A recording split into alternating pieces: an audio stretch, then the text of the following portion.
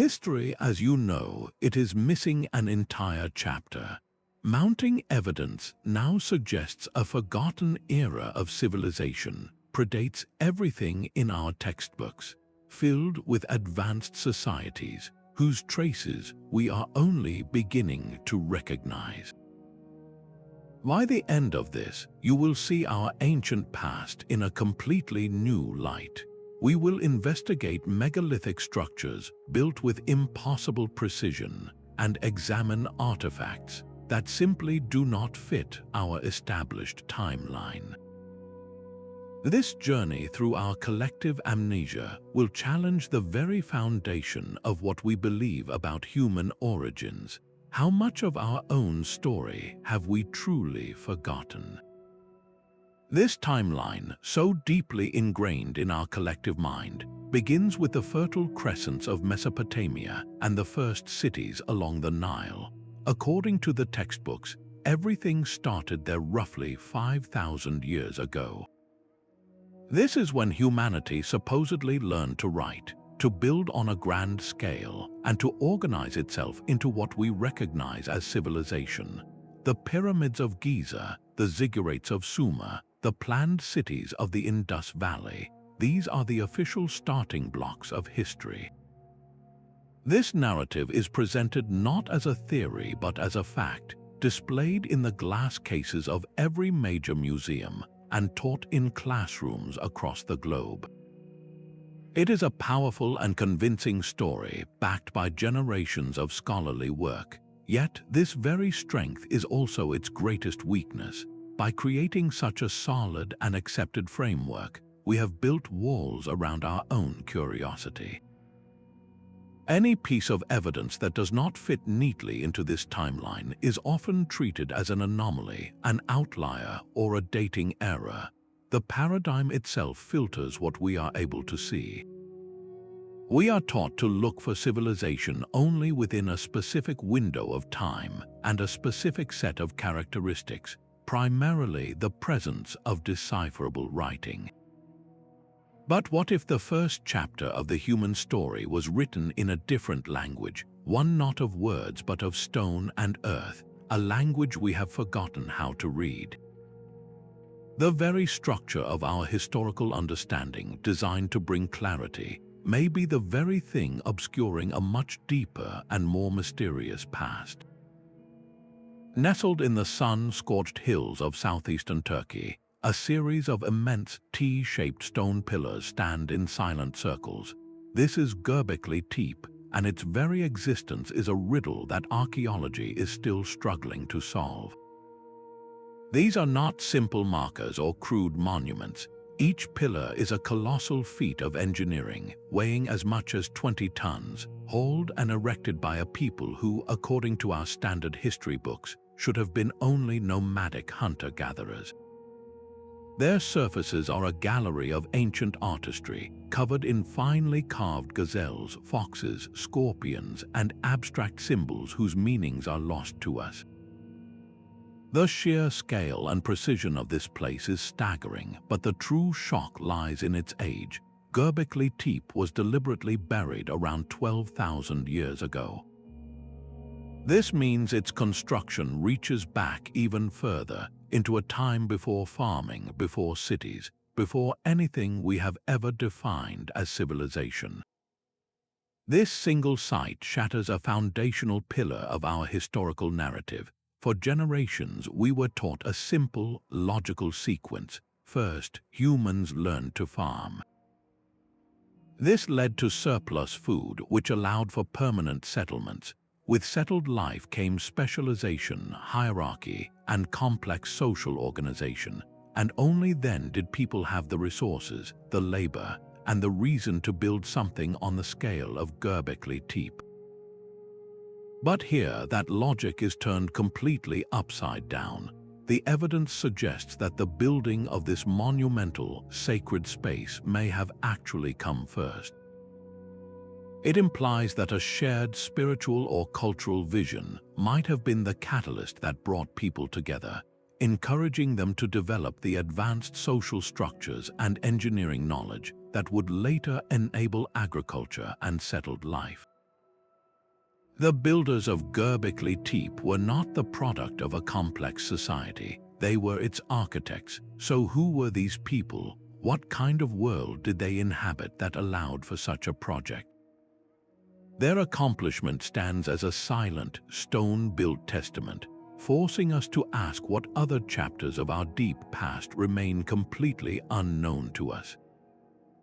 Far out in the Pacific Ocean, where the water stretches for thousands of miles, rests a city that defies belief. Madol rises from a shallow reef, a sprawling network of over 100 artificial islands, each one a foundation for temples, tombs, and palaces. This is not a city built on solid ground, but on a man-made archipelago, a feat that seems to belong more to myth than to history. The building blocks of this aquatic metropolis are colossal logs of basalt, a dense volcanic rock. These are not small bricks, but immense prisms, some weighing as much as 50 tons.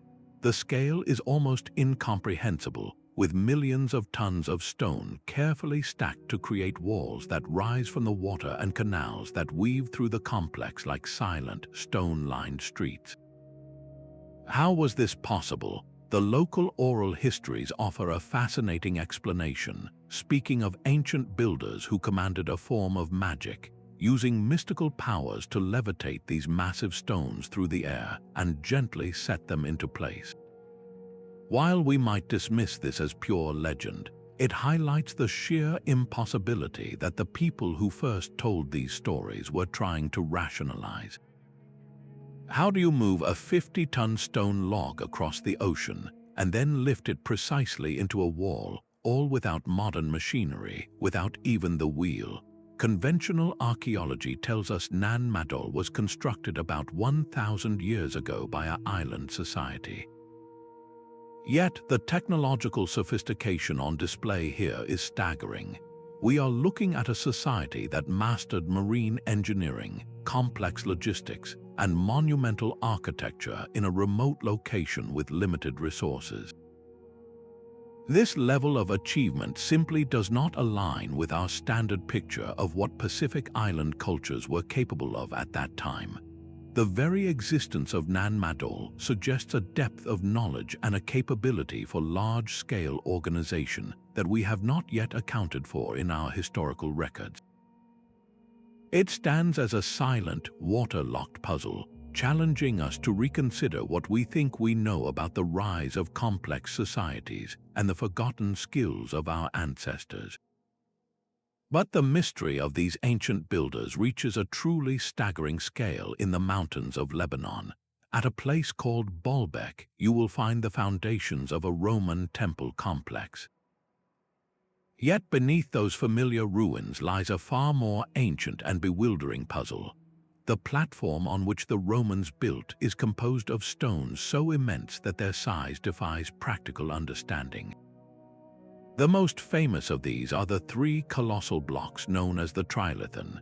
Each one of these stones is roughly the length of a modern city bus and weighs close to 800 tons. To put that into perspective, that is the weight of two fully loaded jumbo jets for a single block of stone. And this is not even the upper limit.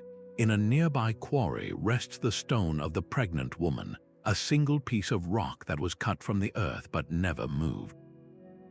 It is estimated to weigh over 1,000 tons, making it the largest known hand-cut stone in the entire world. The question is not just how they cut such a monolith, but how they ever intended to transport it. Even with all of our modern technology, moving a 1,000-ton object across miles of uneven terrain would be an immense logistical challenge.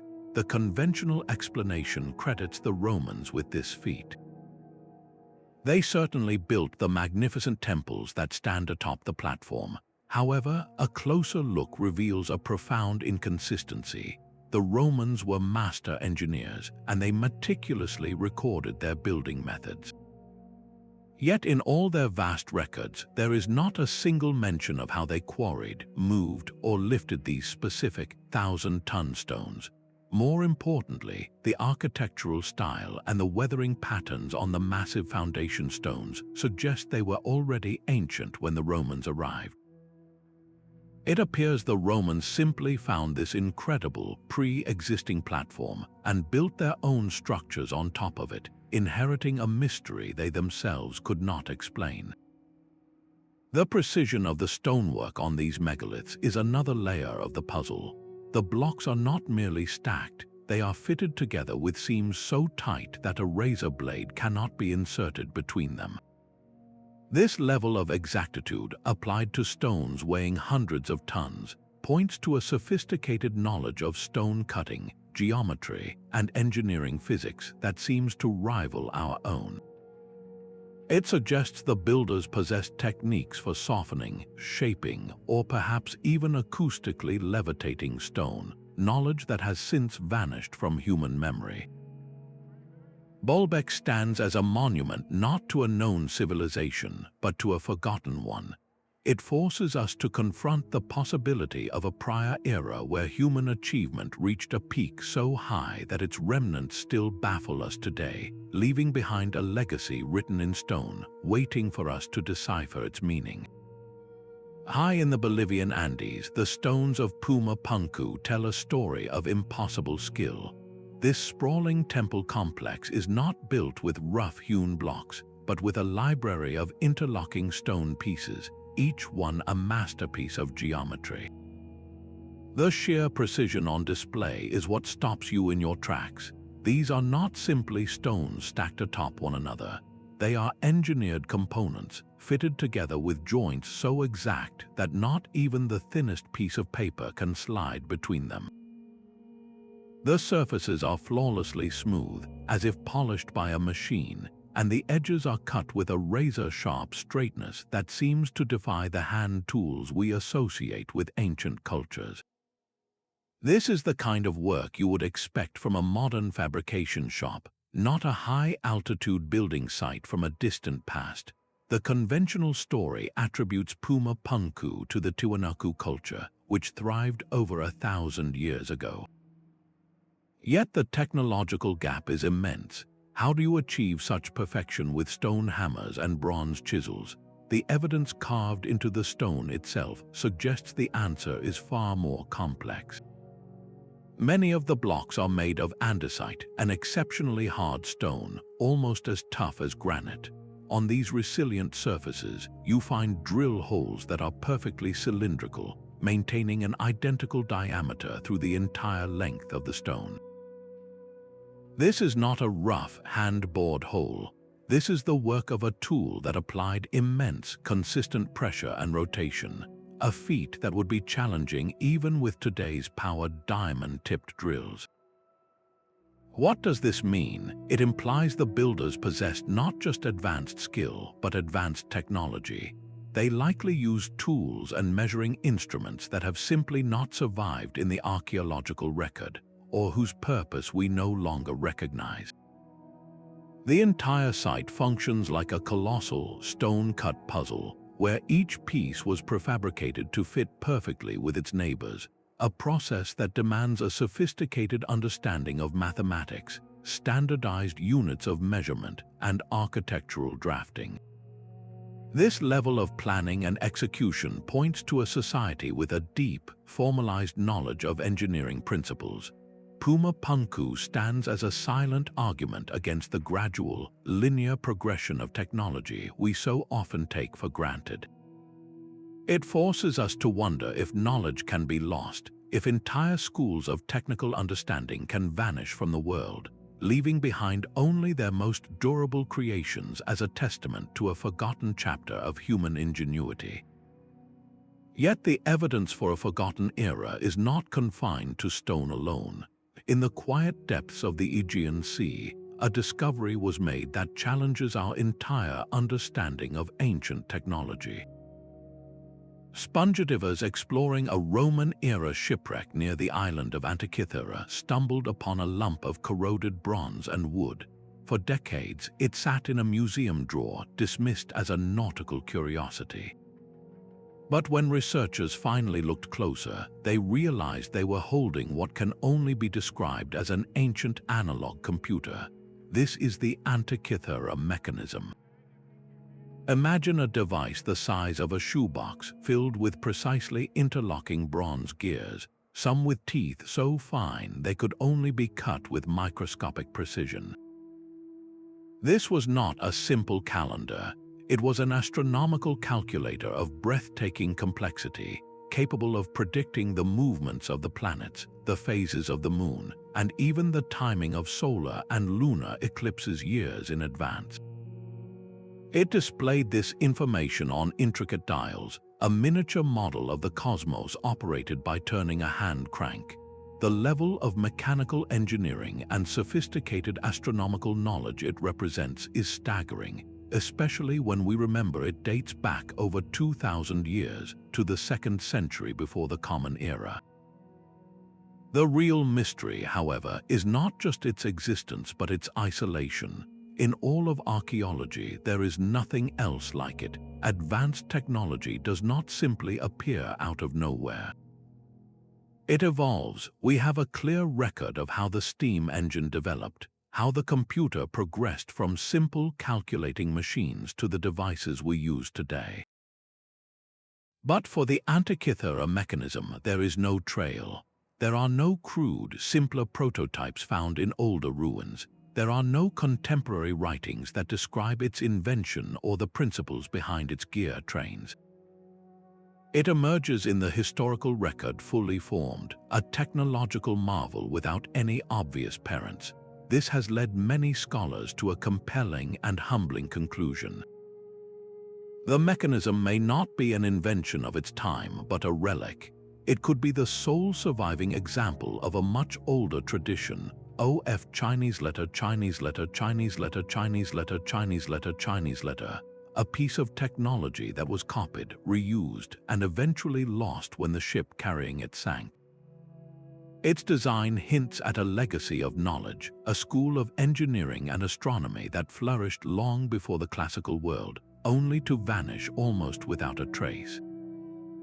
This one fragile device, rescued from the seafloor, suggests that the peaks of human ingenuity may have been reached, lost, and then forgotten, long before the world we think we know ever began. From the depths of the sea to the pages of our oldest stories, the evidence continues to mount. Across every inhabited continent, a singular echo resonates through time. It is the story of a great flood, a deluge that swept across the world, wiping away an earlier age of humanity. In ancient Mesopotamia, the Epic of Gilgamesh describes a hero named Utnapishtim, warned by the gods to build a great boat to save his family and the seed of every living creature. In the Hebrew Bible, Noah follows an almost identical blueprint. In Hindu scriptures, the sage Manu is told to build a massive ship to escape a world-destroying flood. The ancient Greeks spoke of Deucalion. The indigenous peoples of the Americas have their own flood heroes, and cultures from China to Scandinavia preserved similar legends. The details are unnervingly consistent. A man is warned of impending doom. He builds a vessel, he saves the creatures with him, and his boat comes to rest on a mountain as the waters recede. These are not just tales of a bad storm. They are foundational myths about a world-ending cataclysm. Mainstream science confidently points to regional flooding events, like the filling of the Black Sea Basin over 7,000 years ago, as potential inspirations for these stories. Yet the sheer global distribution of this narrative, among cultures that had no possible contact with each other, presents a profound problem. How do isolated peoples on opposite sides of the planet independently invent a story with the same core plot, the same survival mechanism, and the same cosmic scale? The most logical explanation is that they did not invent it, they remembered it. These flood myths read less like fiction and more like fragmented cultural trauma. They sound like the collective memory of a real, devastating event so catastrophic that it was seared into the human psyche. passed down from generation to generation for thousands of years, its details slowly morphing into legend but its essential truth remaining intact. This suggests that the civilizations we officially recognize, from Sumer to dynastic Egypt, were not the first to rise. They may have been the second act, the ones who rebuilt in the long, muddy aftermath. The global consistency of the flood narrative points to a shared point of origin, a lost chapter in the human story where a sophisticated world was washed away, leaving only a handful of survivors to whisper its story across the millennia. What were they trying to tell us, standing guard on the Giza Plateau? The Great Sphinx presents a face we all recognize, yet a closer look at its weathered body tells a story that challenges everything we thought we knew. While conventional archaeology dates this colossal statue to around 4,500 years ago, aligning it with the pharaoh coffer, a different kind of evidence etched into the stone itself suggests a far more ancient origin. Geologist Robert Schoch brought a scientific eye to the monument, examining not its artistic style but the very patterns of its decay. What he found was startling. The most profound erosion on the Sphinx and the walls of its surrounding enclosure is not horizontal, the kind you would expect from millennia of sand-blasting winds. Instead, the deep, undulating grooves are vertical, patterns that geologists unequivocally associate with one thing: water runoff from prolonged, heavy rainfall. This simple observation carries monumental implications. The Sahara Desert has been a profoundly arid environment for at least the last 5,000 years. For the Sphinx to exhibit this type of water weathering, it must have been standing, exposed to the elements, during a time when the climate of Giza was significantly wetter. This pushes its construction back not just a few centuries, but potentially thousands of years, to a period around 7,000 years ago or even earlier, when the region experienced such rains. Imagine the timeline of human civilization as you have always understood it. Now picture a masterwork like the Sphinx, a monument of sophisticated craftsmanship and profound cultural meaning, standing silently for millennia before the first stone of the Great Pyramid was even laid. This is not a small adjustment, it is a fundamental rewriting of our deepest history. The water erosion hypothesis suggests that the Sphinx is not a product of the dynastic Egyptians we know so well, but a relic from a much older and likely advanced society whose name and story are completely lost to us. This society possessed the organizational skill and the artistic vision to create one of the world's most iconic monuments, only to vanish as the climate shifted, leaving their creation to be reclaimed by the sands and rediscovered by a later civilization that may have simply adopted it. The Sphinx, therefore, becomes more than a statue. It is a geological clock, its scarred surface pointing to a forgotten epoch, a time when the deserts were green and human achievement reached a peak we are only beginning to fathom. These silent tracks wind across the Mediterranean island of Malta like the ghost of an ancient railway system.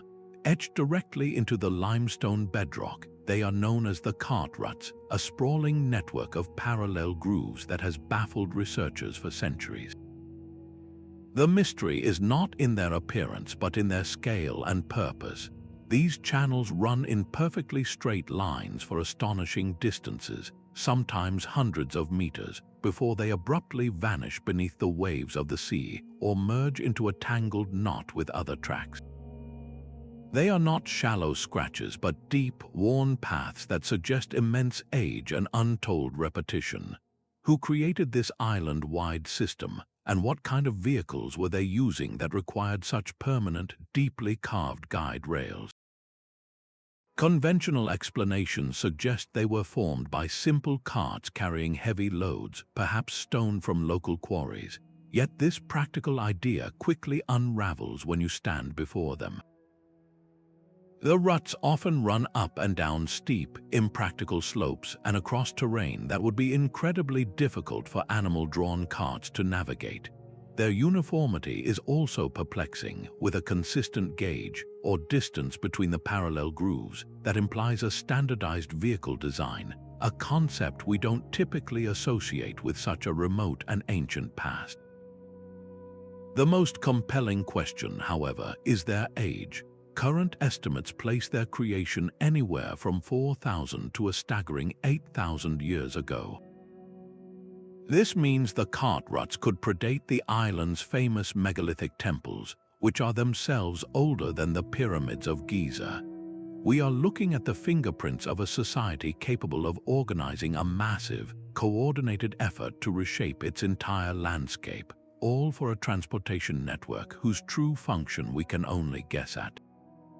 This was not a handful of paths, but an intricate web connecting the island, hinting at a level of social coordination and engineering foresight that we have not yet credited to the people of that era. The cart ruts of Malta are a landscape-sized question mark, a permanent impression left by a people whose daily life and ultimate ambitions remain just out of reach, a silent testament to a forgotten chapter of organized human endeavor. Beneath the clear, blue waters off the coast of Japan lies a mystery carved in stone. The Yonaguni monument is a colossal structure, a sprawling complex of massive platforms that descend into the ocean depths like a sunken grand staircase. Its features are strikingly geometric, with sharp 90-degree angles, straight walls that run for meters, and what appear to be perfectly carved pillars and archways. To the human eye, it looks undeniably artificial, a terraced pyramid or a ceremonial complex swallowed by the sea. Discovered by a diver in the 1980s, this formation immediately ignited a fierce debate that continues to this day. On one side, many geologists point to the powerful natural forces at work in the region. They argue that the strong currents and seismic activity could have fractured the native sandstone along natural plains, creating these deceptively man-made shapes over millennia. It is a compelling argument for the power of random chance, yet when you examine the details, the purely natural explanation begins to feel incomplete. How do we account for the two round holes drilled close together on one rock face, a feature that strongly suggests the use of tools? What about the intricate, looping channel that seems too straight and purposeful to be a random crack? The most compelling evidence lies in the structure's relationship with the sea itself. For this monument to have been built by human hands, it would have had to be constructed on dry land. That pushes its origin back to a time when sea levels were dramatically lower, to an era before the Great Melt at the end of the last ice age.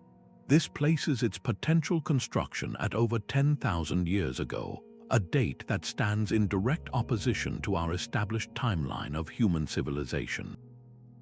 If this is indeed a human creation, then it was built by a society that possessed the knowledge and organization for large-scale stonework at a time when we believe humanity was living in small, nomadic bands.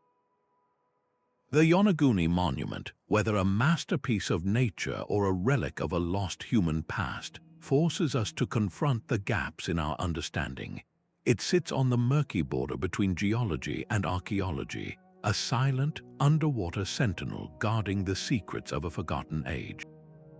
The story of our past is not only written in stone and myth, but it is also encoded within us. Hidden deep within the blueprint of every person lies a genetic record, a biological archive that is now beginning to tell a story our history books have missed. Recent breakthroughs in genetic science allow us to read this ancient text, and the narrative it reveals is far more complex and mysterious than we ever anticipated. Our DNA contains lineages, family trees that stretch back tens of thousands of years, and these trees show strange, unexplained patterns. One of the most significant is the evidence of a population bottleneck. This genetic term describes a moment in our deep past when the entire human species was reduced to a perilously small number, perhaps just a few thousand breeding individuals. This genetic echo points to a catastrophic event that nearly wiped humanity from the planet, an event whose timing intriguingly overlaps with the proposed dates for a global cataclysm like the one preserved in flood myths worldwide. It seems our collective stories of a great deluge may be supported by the very code that builds our bodies, but the mysteries only deepen from there. As researchers trace the migration of early humans across the globe using DNA markers, they find sudden and inexplicable appearances. Certain genetic signatures show up in populations without any clear, gradual trail leading to them. It is as if a new group of people arrived on the scene fully formed, their genetic lineage appearing without any obvious predecessors in the archaeological record. Who were these people and where did they come from? Even more startling is the evidence of ancient mixing. The human genome contains fragments of DNA that do not come from any of the known branches of our family tree. These are genetic ghosts, traces of encounters with other, now vanished forms of humanity. Our ancestors clearly met and interbred with other hominid species whose identities we are only beginning to guess at, populations that left their indelible mark in our biology before disappearing completely from the physical record. These genetic anomalies collectively suggest a forgotten prologue to human history. They hint at lost civilizations and unknown cultures that rose and fell, leaving no monuments for us to excavate, but gifting us with pieces of their genetic legacy. Our blood carries the memories of these lost peoples, of journeys we have not yet mapped, and of meetings between different kinds of humanity that shaped who we are today. The true story of our origins appears to be a tapestry woven with threads we are only now learning to see, threads that lead back to a world far richer and more convoluted than our conventional timelines dare to suggest. But what if the most compelling evidence for a lost age was not carved in stone, but written on parchment and papyrus? Ancient texts from around the world contain a knowledge so precise and so advanced that it seems to belong to a much later era. The sacred Vedas of India, for instance, describe cosmic cycles of creation and dissolution that span billions of years, a scale that aligns unnervingly with modern cosmological understandings of the universe's lifespan. These texts speak of detailed astronomical observations and complex mathematical principles that would require generations of accumulated data to formulate. Meanwhile, in Mesopotamia, the Sumerian king list presents a historical record that begins with a series of rulers whose reigns lasted for tens of thousands of years. While these immense time spans are often dismissed as mythological exaggeration, they present a fascinating puzzle. Why would a culture invent a history of impossibly long-lived kings before their documented, historically plausible rulers? It reads less like a fantasy and more like the echo of a different kind of time, a memory from an epoch so distant its very measurement has been distorted. The Egyptian Turin Papyrus, a fragmented document that itself is thousands of years old, offers a similar conundrum. It lists a succession of dynasties and gods that ruled for vast periods before the first pharaohs of a unified Egypt. This suggests that the ancient Egyptians themselves were aware of a deep pre-dynastic history, a golden age that preceded their own civilization. The knowledge preserved in these texts is not merely theoretical. It is often startlingly practical and precise. Ancient cultures possessed an understanding of the Earth's dimensions, the precession of the equinoxes, and the movements of celestial bodies with an accuracy that seems to demand sophisticated observational instruments like telescopes and a formalized global system of mathematics.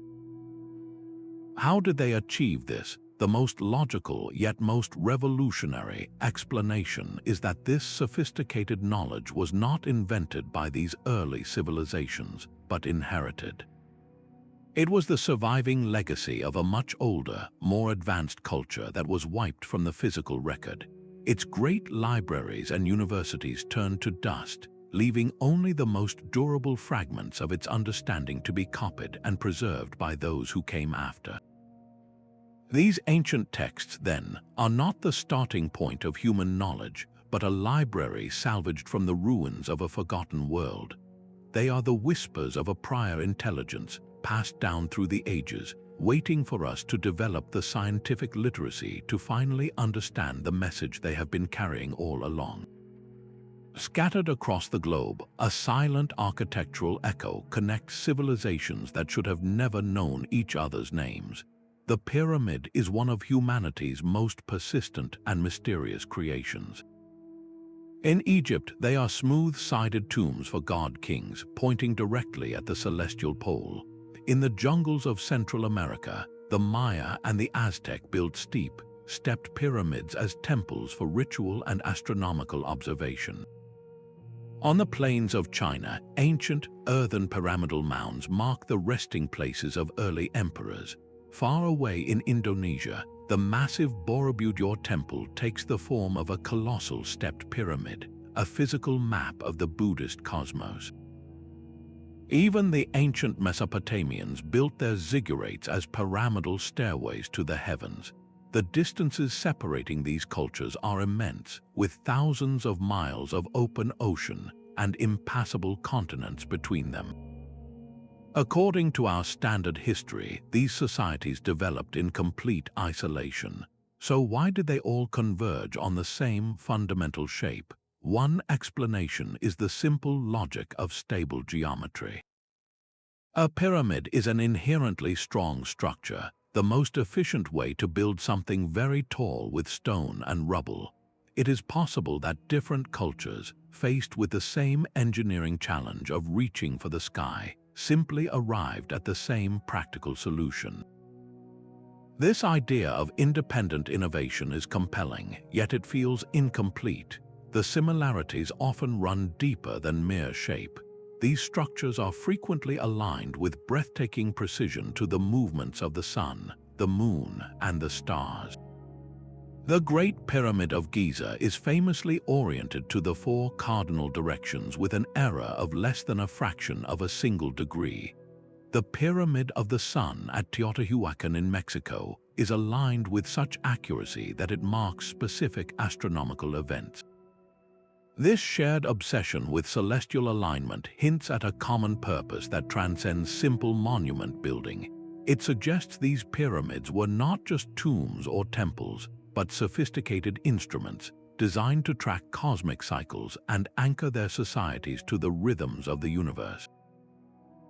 This points to a shared, profound understanding of mathematics and astronomy.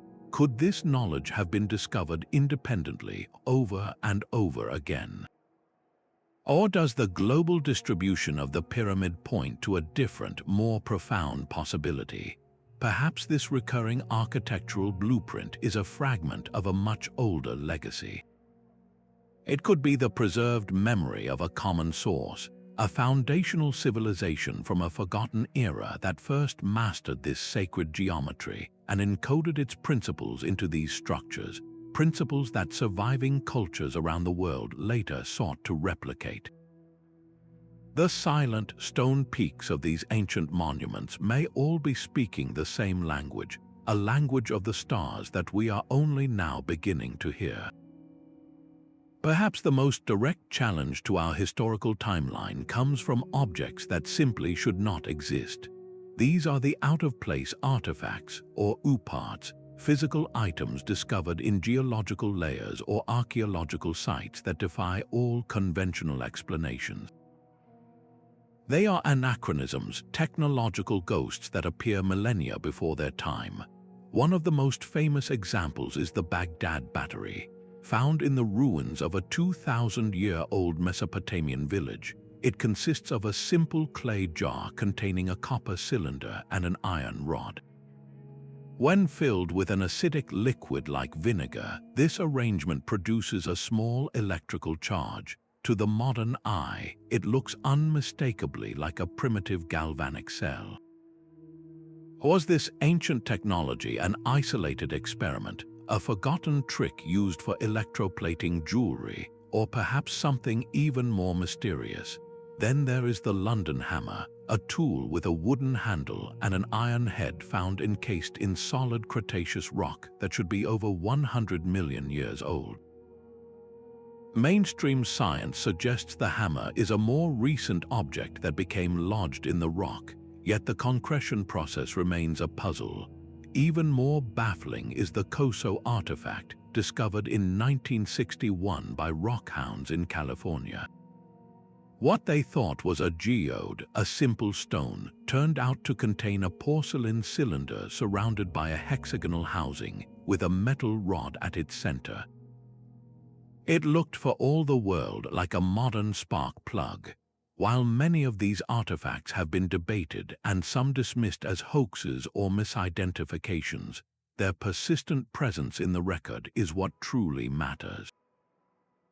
Why do these technological anomalies keep appearing? They disrupt the clean, linear story we tell ourselves about human progress, where we moved predictably from stone to bronze to iron, slowly building toward the industrial age. Instead, these objects suggest a far messier and more intriguing history. They hint at sparks of advanced knowledge that flickered in the darkness, technologies that were discovered, perhaps utilized for a short time, and then utterly lost. The existence of even a single verified UPOT forces a profound question. Could technological development be cyclical rather than linear? Might human ingenuity reach certain peaks, only to be reset by catastrophe, leaving behind only the most durable and enigmatic fragments as clues to a forgotten era of invention? These strange artifacts are not just curiosities, they are the physical evidence that our past may be filled with false starts and brilliant, lost beginnings. Above the rolling plains of England, the great stones of Stonehenge capture the first light of the summer solstice, a moment of celestial alignment that has drawn people for millennia. This is not an isolated phenomenon. From the Egyptian desert to the Central American jungle, our ancestors built their grandest monuments as precise instruments for reading the sky. The Great Pyramid of Giza is not merely aligned to the cardinal directions, it is oriented to true north with an accuracy of just 1/15 of a single degree. This is not a rough approximation, but a feat of engineering so precise it would be difficult to replicate today without modern technology. Meanwhile, halfway across the world, the Mayan people constructed temples and observatories specifically designed to track the complex cycle of the planet Venus. Their calculations of its 584-day cycle were so accurate that their calendar remains correct too within a matter of hours over centuries. How could cultures separated by vast oceans and thousands of years each develop such an intricate, mathematically rigorous understanding of the cosmos? The conventional explanation is one of independent discovery, where each civilization, through centuries of patient observation, slowly unlocked the secrets of the stars. Yet the sheer consistency of this knowledge presents a profound puzzle. These are not simple sun markers. The alignments encoded into these structures often track complex, long-term cycles like the precession of the equinoxes, a slow wobble in the Earth's axis that takes 26,000 years to complete. Recognizing this cycle requires not just observation, but the careful recording of data over generations, a coordinated scientific endeavor that implies a formalized and sustained tradition of astronomy. The mathematical principles needed to translate these observations into stone, to calculate angles and alignments that would remain true for centuries, speak of a sophisticated scientific tradition. This level of precision, repeated across the globe, feels less like independent invention and more like the shared application of a common, inherited knowledge. It suggests the presence of a foundational source, a much older civilization that first mapped the heavens with breathtaking accuracy and encoded its understanding into an architectural language of alignment, a language that surviving cultures around the world later sought to emulate in their own sacred structures. These silent stone sentinels, from the Salisbury Plain to the Yucatan Peninsula, may all be pointing us toward the same forgotten chapter, a time when humanity's grasp of the cosmos was far more advanced than we have ever dared to believe. The most enduring legends of a forgotten age are not found in stone, but whispered in the tales of lands lost beneath the sea. For centuries, stories like Plato's Atlantis and the Tamil legends of Kumari Kandam have been relegated to the realm of pure myth, fascinating fables with no basis in our physical world. Yet, what if these stories are not inventions but distorted memories? The geological record holds a key. At the end of the last ice age, as the massive glaciers melted, global sea levels rose by nearly 400 feet, swallowing millions of square miles of coastline all around the world. Entire continental shelves that were once dry, fertile land were inundated, transforming ancient hills into islands and vast plains into seabeds. This was not a slow, gentle process, but a rapid and catastrophic transformation that would have forced entire populations to abandon their homes and flee to higher ground. This fact of Earth science gives the old legends a startling new weight. The timeline of this great flooding aligns almost perfectly with the proposed dates for these lost civilizations.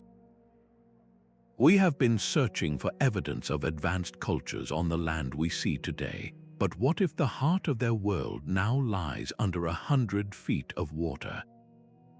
Underwater archaeology is beginning to provide glimpses of this submerged past.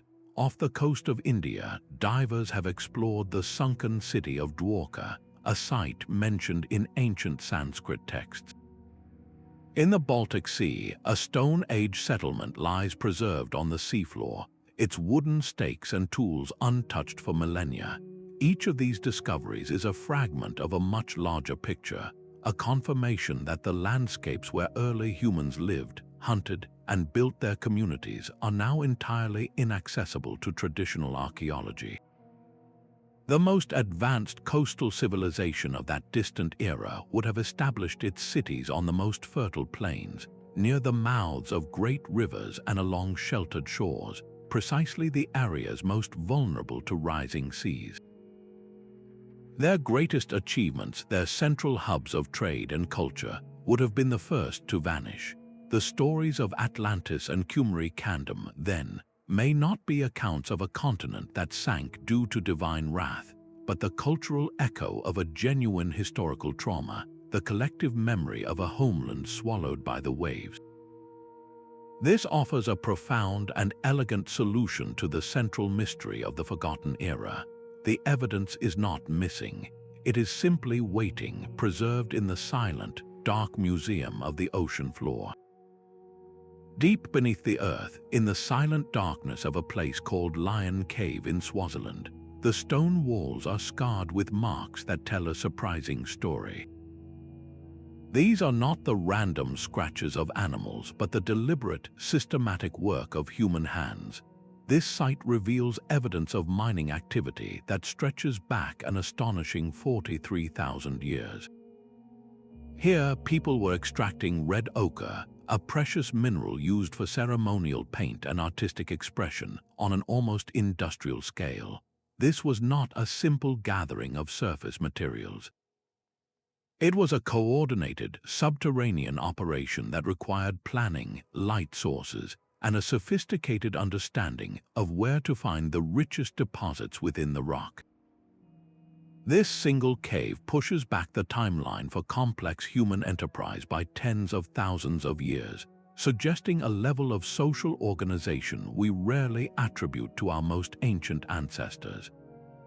But the evidence does not stop there. Across the globe, from the Great Lakes region of North America to the mountains of Europe, we find ancient copper mines that present an even greater puzzle. At sites like Michigan's Isle Royale, hundreds of shallow pit mines dot the landscape, with hollowed-out trenches suggesting the removal of thousands of tons of raw copper. The conventional timeline tells us that the Copper Age in this region began only a few thousand years ago, yet the sheer scale of the work and the sophisticated understanding of metallurgy required to identify, extract, and process this metal hints at a much deeper and more established tradition. How did these early miners know which rocks contained pure copper? What techniques did they use to separate the metal from the ore, and to then work it into tools and artifacts? The existence of such widespread mining implies something profound. It points to organized societies with specialized labor forces, where some individuals were dedicated miners, while others were traders who distributed these valuable resources across vast distances. This level of economic complexity simply does not align with the standard image of small, nomadic bands of hunter-gatherers solely focused on day-to-day survival. These prehistoric industrial activities whisper of a forgotten social order, one capable of large-scale projects that required not just brute strength, but a deep, generational knowledge of geology, engineering, and logistics. The true scale of these forgotten mines suggests we have underestimated the technological prowess and the collaborative spirit of our distant past, leaving us to wonder what other chapters of early human industry remain buried, waiting to be rediscovered. The evidence for a forgotten era is not confined to stone monuments or genetic code, but is preserved on parchment and vellum, waiting in plain sight. Some of the most confounding artifacts are ancient maps that depict our world with a knowledge that seems to defy their own time. One of the most famous is the Piri Reis map, drawn by an Ottoman admiral in 1513. This map is remarkable not for what it includes, but for what it accurately portrays. It shows the coastline of South America with precision, but more incredibly, it appears to depict a portion of Antarctica, a continent that would not be officially discovered for another 300 years. Even more baffling, this Antarctic coastline is shown free of its massive ice sheet, a condition that, according to geological evidence, last existed thousands of years before the map was ever drawn. How could a 16th century cartographer have accessed this information? Then there is the Orontius Phineus world map, created in 1531. This map presents Antarctica not as a vague outline, but with stunning topographical detail, showing mountain ranges, rivers, and a surprisingly accurate continental shape that aligns with what we now know lies beneath miles of ice. The map's creator claimed he was working from much older source maps, and the evidence seems to support his claim. The accuracy is simply too great to be the result of guesswork or coincidence. This pattern of impossible knowledge repeats itself across the globe. In 2nd century China, a cartographer named Zhang Heng produced a map of his empire that demonstrated a sophisticated grasp of scale, distance, and geographical relationships. The precision of his work suggests the use of advanced surveying techniques and mathematical principles that we do not typically associate with the ancient world. The existence of these maps presents a monumental puzzle.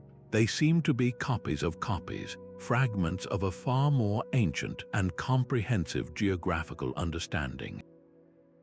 This points to a sophisticated seafaring civilization that must have explored and charted the entire planet, from the polar extremes to the farthest continents, long before the age of European exploration. These master cartographers mapped coastlines that would remain hidden for millennia, preserving their knowledge in libraries that have since turned to dust. Their work was then copied, traded, and slowly degraded over centuries, leaving behind these tantalizing clues in the form of maps that should not exist. They are not just navigational charts, but the ghostly fingerprints of a lost world, a world whose explorers knew the true shape of the Earth long before we believed it was possible. The silent stones of the ancient world may share a common language of numbers. Across continents and spanning thousands of years, a startling pattern emerges in the very dimensions of megalithic structures. Researchers meticulously studying sites from the stone circles of Britain to the grand temples of Egypt have identified a recurring unit of measurement, now known as the megalithic yard. This unit, equivalent to approximately 2.72 feet, appears with uncanny consistency. It is not an approximation or a rough estimate, but a precise standard that seems to have been used by cultures that, according to our history books, had no possible contact with one another. How could the builders of Stonehenge and the architects of the Great Pyramid possibly be using the same ruler? The implications are staggering. A standardized measurement suggests a shared system of knowledge, a common technical language that transcended geography and time. This is not a matter of cultures independently arriving at a similar length, which could be explained by the average human stride.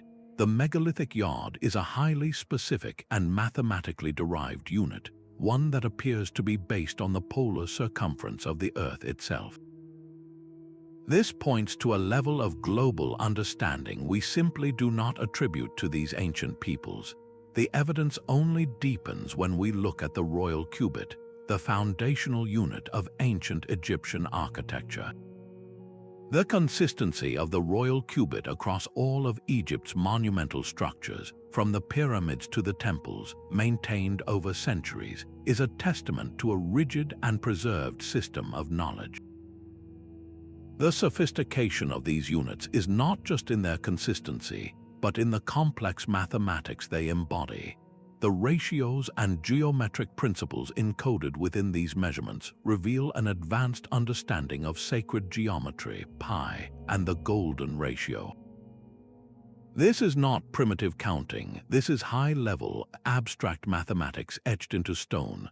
Such precise and widespread use of these units could not have been achieved through isolated, local experimentation. It hints at a common source, a foundational civilization, or a network of seafaring scholar priests who disseminated this precise knowledge across the globe.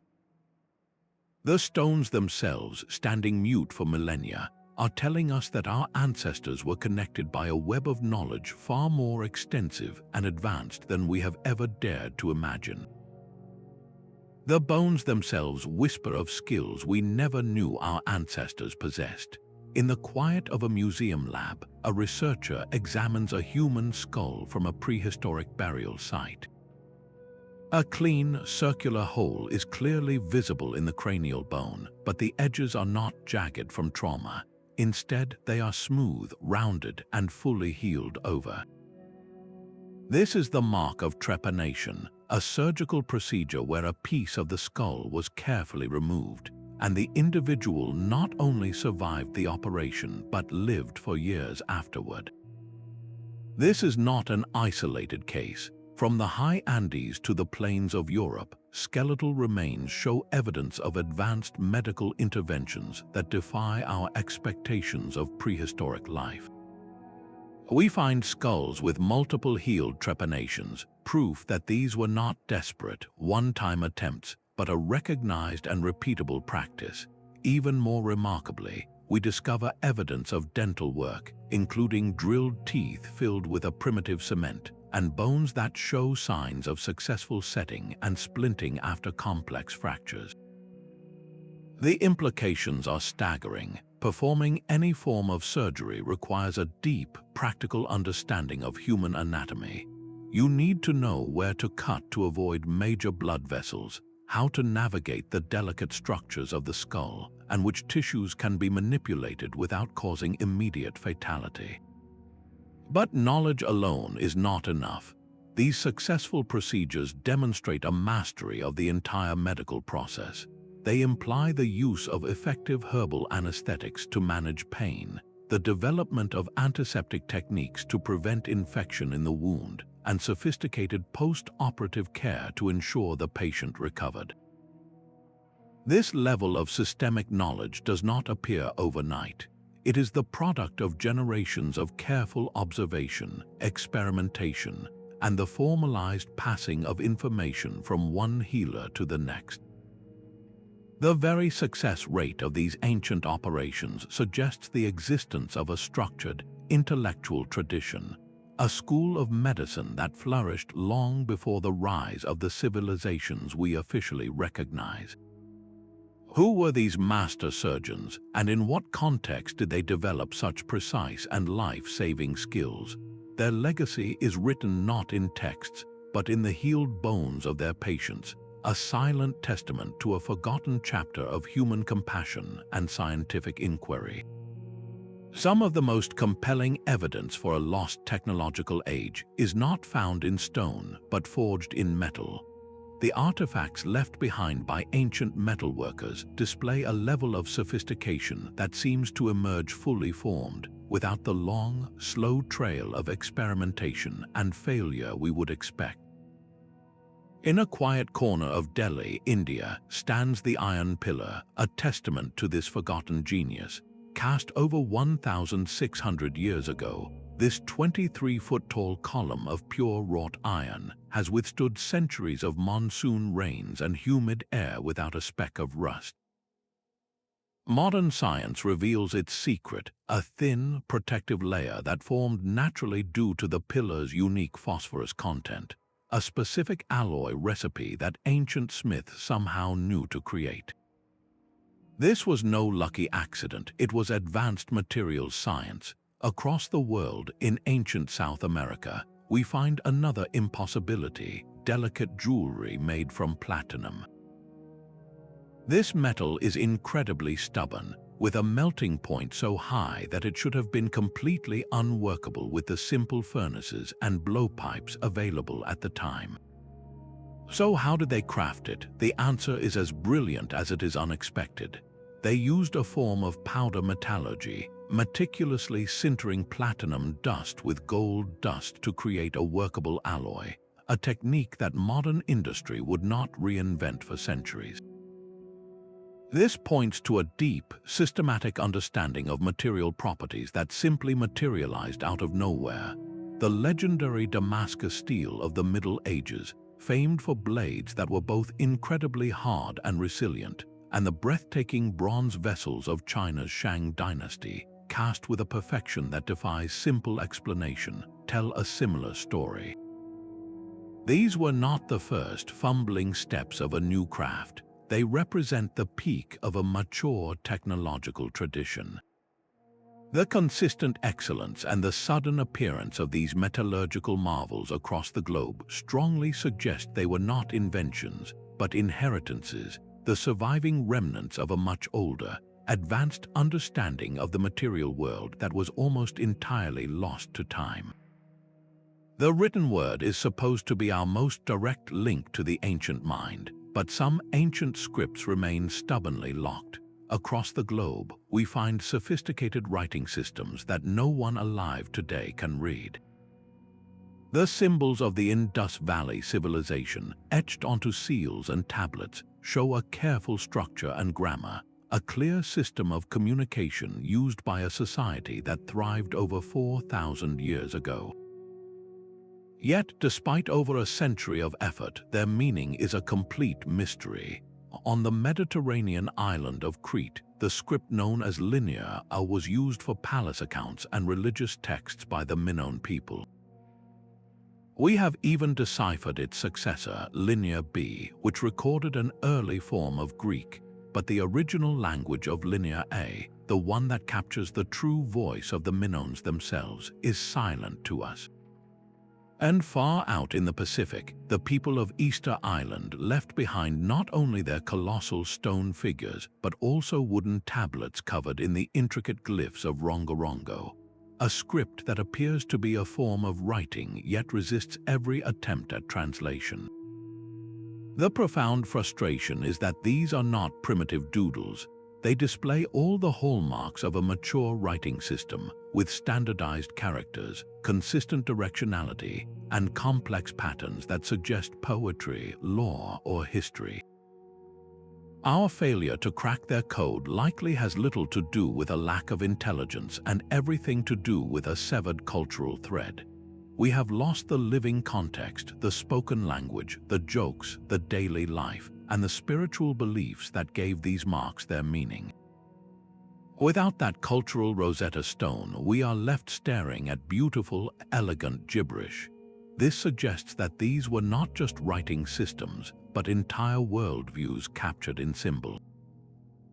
They could contain the accumulated knowledge, the epic stories, or the technical secrets of peoples who have vanished so completely that even their words have been orphaned. Each undeciphered script is a library whose doors we cannot open, a permanent reminder of how much of the human conversation has been lost to the silence of time.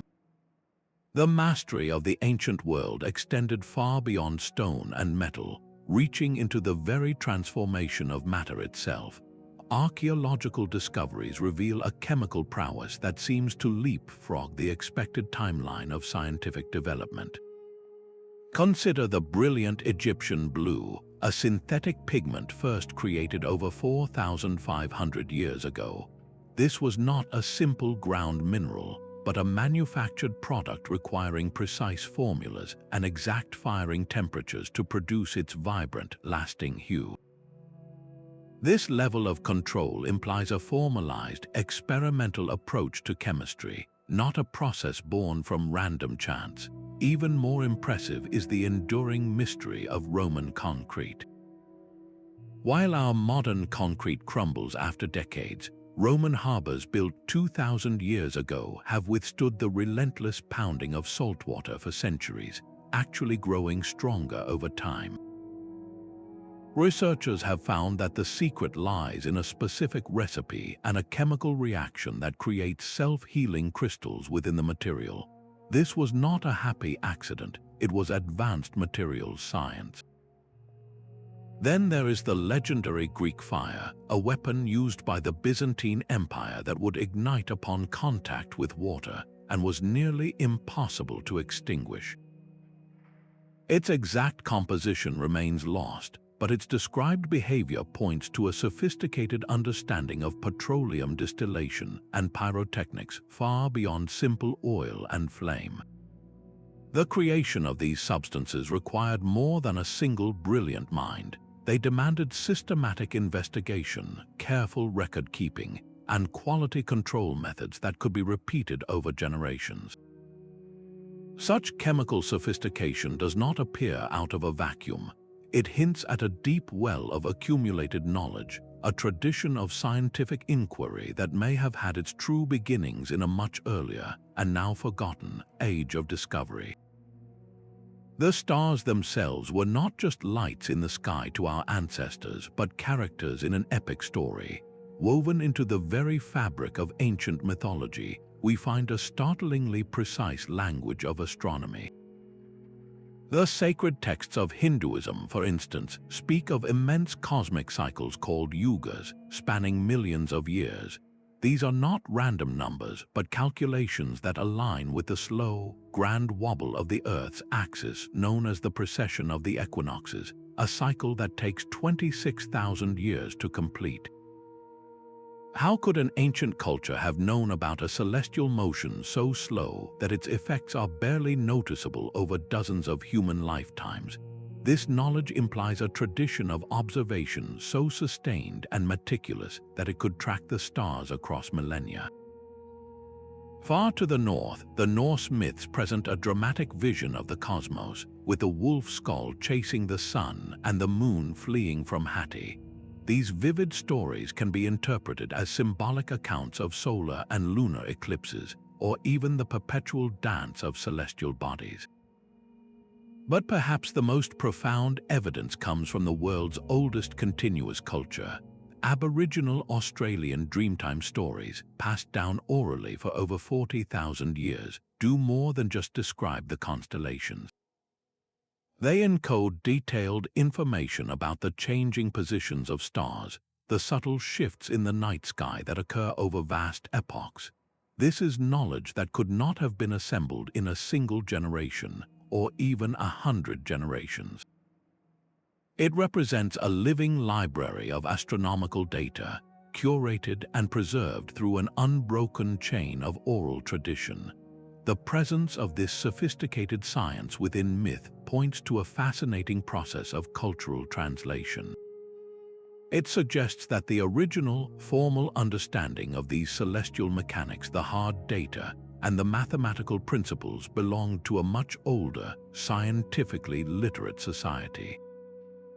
When that society faded, its profound knowledge did not vanish entirely. Instead, it was repackaged. The clinical data of astronomy was transformed into the poetry of mythology. The equations became epic tales of gods and heroes, ensuring that the essential information would survive, even when the context for that information was long forgotten. These stories were never just fables. They were the most durable containers for a legacy of cosmic understanding, a rescue mission for knowledge across the abyss of time. Empty streets and silent plazas tell their own haunting story. Across the globe and throughout time, we find the ruins of magnificent cities that were not slowly worn down by conquest or decay, but were suddenly and completely abandoned at the very height of their power. One of the greatest mysteries is the fall of the Indus Valley civilization.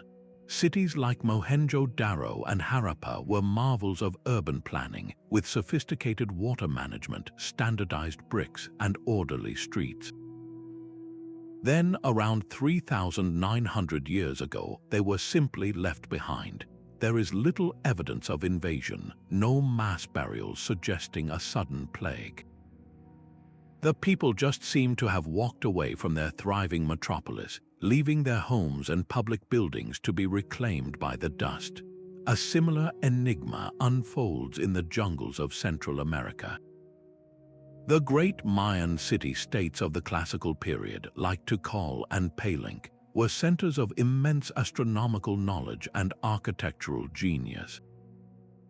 Their stone monuments record the reigns of powerful kings, and then the carvings simply stop. Within a relatively short period, these vibrant civic and ceremonial hearts were deserted.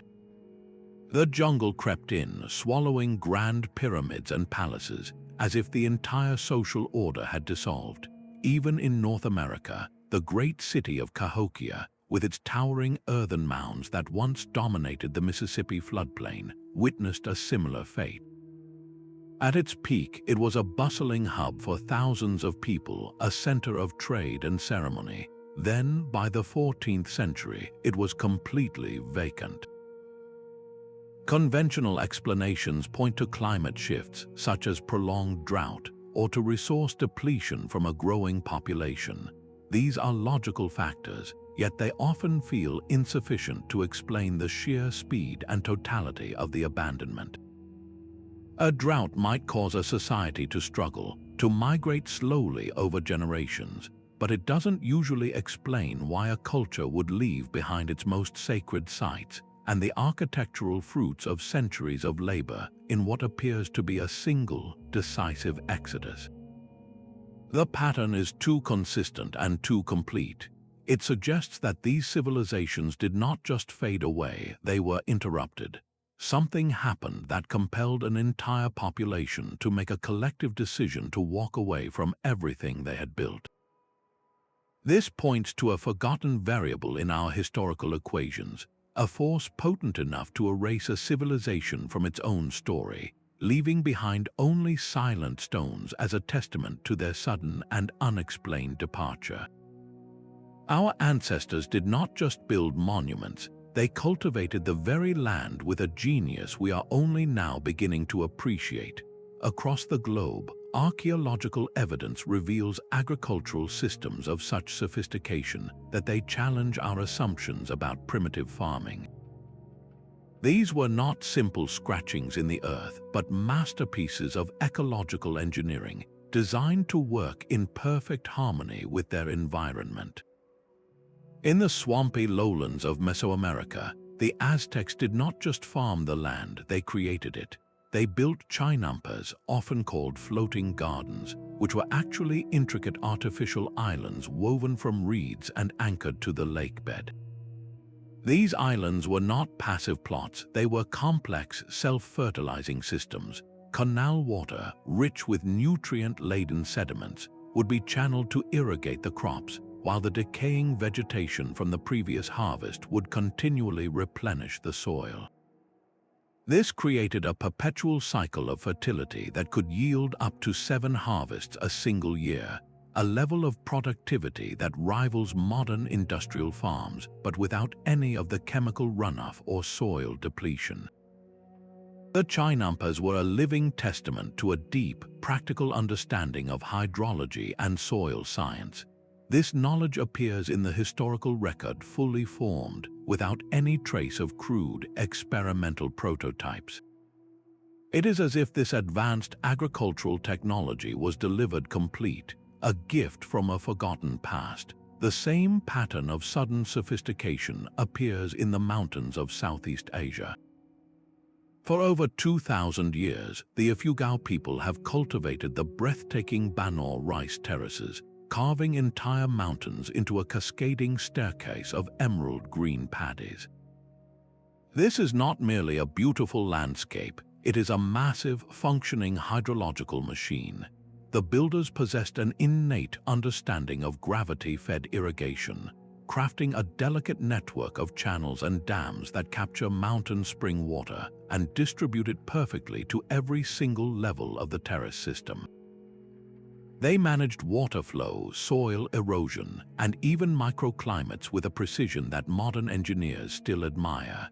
Then there are the qanats of ancient Persia, a stunning solution to desert survival. These were not simple wells, but underground tunnels painstakingly dug by hand, often for miles, to tap into water trapped deep within mountain aquifers. The qanats gently sloped downward, allowing gravity to carry the water to the arid plains below without a single drop lost to evaporation under the scorching sun. This was a society that had mastered the hidden geography of water, a feat that required incredible surveying skill and a generational commitment to a single, life-giving project. The sheer sustainability of these ancient systems is perhaps their most humbling feature. While modern agriculture often struggles with soil degradation and water scarcity, these methods thrived for centuries, even millennia, without exhausting their resources. They worked with the natural world, not against it. This suggests a legacy of ecological wisdom, a school of thought that understood the delicate balances of an ecosystem long before the term was ever coined. Could it be that these are not independent inventions, but the preserved fragments of a much older, global understanding of how to live in balance with the Earth? The silent, enduring productivity of these ancient farms whispers that we may have forgotten more about true sustainability than we have ever managed to relearn. The sky itself appears as a character in our oldest stories, not as a peaceful canopy, but as a source of world-ending fire and darkness. Cultures separated by vast oceans tell eerily similar tales of celestial wrath. The ancient Egyptians described the sky goddess Nut, who swallowed the sun each night, plunging the world into darkness until it was reborn at dawn. Norse mythology speaks of Fimbulwinter, a great winter lasting 3 years with no summer in between, a time of conflict before the world's end. Indigenous peoples of the Americas recount a time when the sun grew dim and the stars fell from the heavens. These are not just stories about bad weather. They are narratives of cosmic terror, describing a sun that blackens, a rain of fire from the stars, and a deep freeze that grips the entire planet. The consistency is unnerving. How do isolated peoples on different continents all invent legends about the sky falling apart? The most logical answer is that they did not invent it. They witnessed it. Modern science now provides a startling backdrop for these ancient fears. Geological evidence confirms that our planet has been struck repeatedly by comets and asteroids throughout its long history. One of the most significant of these events occurred approximately 12,800 years ago, an episode known as the Younger Dryas impact hypothesis. Researchers have found a thin layer of sediment in sites across the globe that contains materials like nanodiamonds and elevated levels of platinum, telltale signs of an extraterrestrial impact. This event coincides precisely with a sudden, dramatic plunge in global temperatures, a climatic shock that lasted for over 1,000 years. This was not a gentle shift. It was a violent, rapid reset of the world's climate, one that would have caused widespread extinction, massive flooding from melting ice sheets, and a collapse of the ecosystems that early human societies depended upon for survival. The global distribution of these cataclysm myths begins to make a devastating kind of sense. They read like the shared trauma of a species that lived through a real-life apocalypse. The fire from the sky, the long winter, the sun dimmed by atmospheric debris, these are not poetic inventions but possible eyewitness accounts of a global catastrophe. This offers a profound and sobering explanation for the ghost we have been chasing, the absence of a prior advanced civilization. A civilization existing 12,000 years ago would have been directly in the path of this cosmic bombardment and the climatic chaos that followed. Its cities, if they were built on coastal plains, would have been scoured by mega tsunamis or submerged by rising seas. Its agricultural heartlands would have frozen over or turned to desert. The survivors, scattered and struggling, would have carried with them only the most essential knowledge, the memory of the event itself, seared into their culture and passed down through generations as a warning. The myths of cosmic catastrophe may be the most durable relics of all, the surviving echoes of a world that was lost to the stars. 26 threads of evidence, drawn from every corner of the globe and every discipline of science, now weave together into a single, startling tapestry. The picture they form is one our textbooks have yet to acknowledge, a portrait of a past that is far deeper and far more mysterious than we have ever been taught.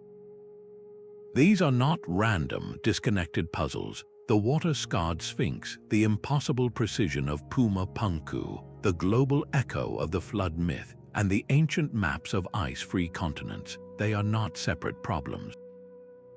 They are interconnected clues, each one a fragment of a much larger story. Together, they point insistently toward a single, profound conclusion, that a vast and significant chapter of the human story has been lost to time, erased from our collective memory. The established timelines of mainstream archaeology provide a comfortable and structured narrative, yet this framework is increasingly strained by the sheer weight of contradictory evidence. To simply dismiss each anomaly as an outlier is to ignore the pattern they create when viewed as a whole. The greatest leaps in human understanding have never come from clinging to comfortable ideas. They have come from the courage to question, from the willingness to look at the map and admit that a whole continent might be missing. This is not about discarding science, but about expanding its horizons. It is about following the evidence, no matter how uncomfortable the destination may be.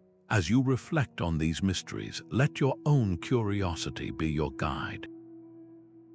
The most profound discoveries are still waiting in the earth beneath the waves and encoded in our own DNA. The most thrilling chapters of our shared history may not be the ones we have already written, but the ones we are only now beginning to remember.